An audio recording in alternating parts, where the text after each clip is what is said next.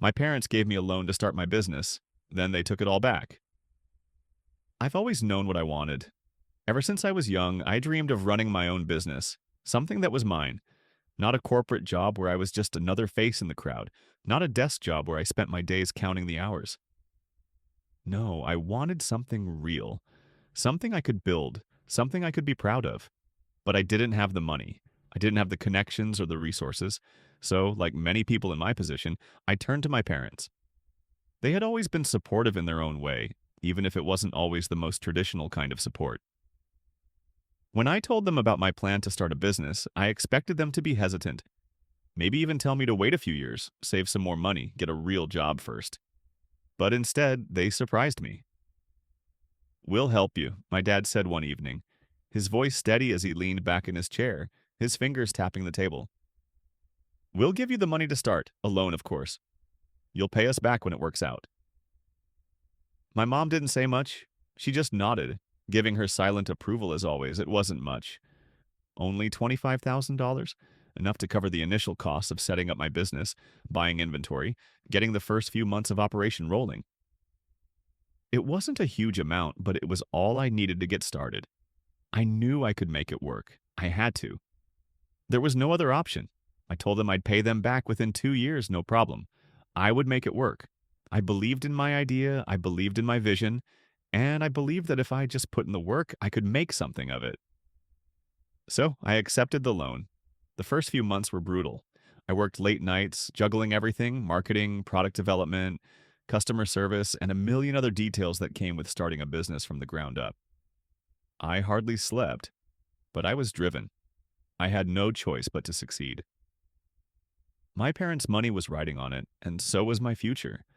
But after the first 3 months, something started to change. The business started to pick up, slowly at first, then more steadily. The orders came in. The customers started to trust the brand. My social media presence began to grow, and with that came more sales. My hard work was finally paying off. A year into it, I was beginning to think it was actually going to work. The loan was still hanging over my head, but I was confident that in another 6 months I'd have it paid off and would finally be able to live without that weight on my shoulders. I wasn't rich, but I was doing it. I was living my dream. That was when my parents called me in for a meeting. I should have known something was off. Their tone was different, more formal than usual, like they were about to tell me something serious. "We need to talk about the loan," my dad said. "It's been over a year, and while we're happy with how things are going, we think it's time you start paying us back. We don't want to wait another year. You're making enough money now, and we think it's time to settle up." My stomach dropped. I had planned on paying them back in 2 years as we had agreed, and now they were asking for it earlier than expected. I told them I could pay them back gradually over the next few months. I would have the money. It wasn't an issue. But they didn't seem to like that idea. "We'd like it in full," my mom added quietly, her gaze not meeting mine. "Full?" I echoed, blinking in disbelief. That's a lot of money. I'm not even fully there yet. I don't have all the cash on hand to pay you back right now." "We think it's time," my dad insisted. "You said you'd pay us back. It's your responsibility now, and besides, you're doing fine. You can manage this." I felt a pressure building in my chest. This wasn't how I had envisioned it. The pressure to pay them back earlier was intense. Sure, the business was doing better, but it wasn't sustainable yet. The money I was making was being reinvested into the business to keep it running. "You don't understand," I said, my voice barely steady. "I can't just pay you back in full right now. I'm still reinvesting in the business. It's growing, but I need to keep the funds in the business. It's part of the process." They didn't listen. They seemed unmoved by my explanation. They had made up their minds. "Look," my dad said, his voice firmer now. "We gave you this loan to help you, not to keep it hanging over your head. We've helped you enough, and it's time for you to stand on your own 2 feet. We want our money." My mom just sat there, silent. I could feel the weight of her expectations, the unspoken pressure that I should be grateful for their help, but that now it was time to pay the price. I left their house feeling like I had been punched in the gut. I didn't know what to do. I had worked so hard, and now it felt like everything I had done was being thrown back in my face. They didn't understand the strain this was putting on me. They didn't see how much more I had to grow before I could be fully independent. But they weren't hearing me. They wanted what they wanted, and they weren't giving me a choice. What do you think? Was it fair for the parents to ask for the loan to be paid back earlier than agreed? Would you have handled it differently? The days following my parents' demand were a blur of confusion and mounting stress. I spent nights lying awake, staring at the ceiling, wrestling with the pressure they'd put on me. The loan, which had once seemed like a lifeline, now felt like a noose tightening around my neck. I couldn't shake the feeling that my success in business wasn't just mine anymore. It was theirs. They'd given me the loan, and now they expected it paid back immediately. on their terms. I had worked my ass off for over a year, putting everything into the business, and now they were forcing me to cut corners and risk everything just to meet their demands. I had to pay them back. I had no choice, but at what cost? The next few months passed in a blur of hustle. The business was growing faster than I had expected. Sales were up, my brand was gaining traction, and I was getting more clients than I could handle. But every time I took a step forward, I felt like I was 2 steps behind, trapped in a never-ending loop of trying to balance my dream with my family's expectations. I started to feel the weight of the decision I had made to take the loan. I had believed that if I worked hard enough, things would be different. But now, the hard work I'd put into the business felt less like my personal achievement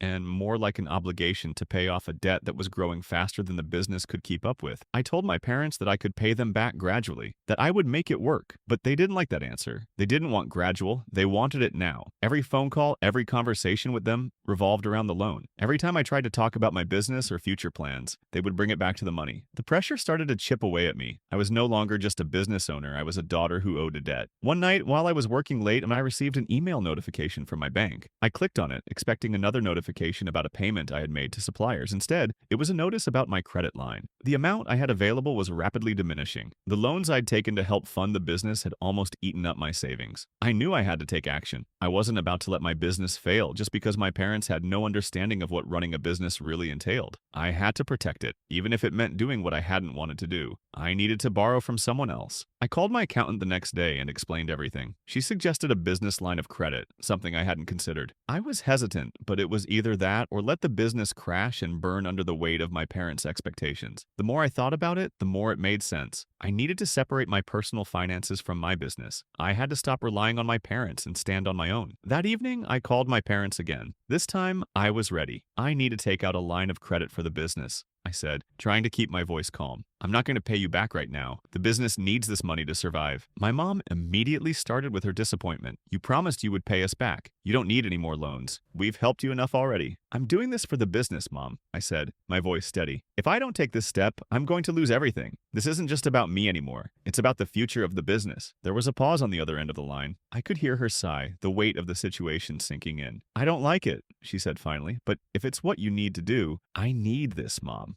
I said, cutting her off. I have to make this business work. I can't keep paying you back when I can barely keep things afloat. I could hear her hesitating. You need to take responsibility, you know? You're an adult now, but I guess I understand. It wasn't the support I was hoping for, but at least she didn't fight me on it. At least I had some breathing room. A few days later, I secured the credit line. It wasn't ideal and I wasn't happy about it, but it gave me the financial cushion I needed. My business could survive another quarter without collapsing under the pressure of my parents' demands. But as the days went on, I started to realize that even though I was paying off the debt I owed to my parents, the emotional debt, that would never be paid off. No matter how much I did, it was never enough for them. I wasn't sure how much longer I could keep going like this. The weight of the loan, the business, and the emotional strain of dealing with my parents was becoming unbearable. The business had been growing. Slowly but steadily, the pressure from my parents was starting to fade as I finally got the breathing room I needed with the business credit line. Things seemed to be getting better, but deep down, I knew I couldn't keep this up. I was balancing my personal dreams with the weight of a family expectation that was never going to lift. Every day, I felt like I was in survival mode, scrambling to make enough to pay the bills and keep the business afloat while trying to dodge the constant pressure from my parents to pay them back. The guilt trips were endless, and no matter how much I made, it never felt like enough. They had given me the loan, sure, but they made it clear that they didn't see it as just financial help. To them, I owed them for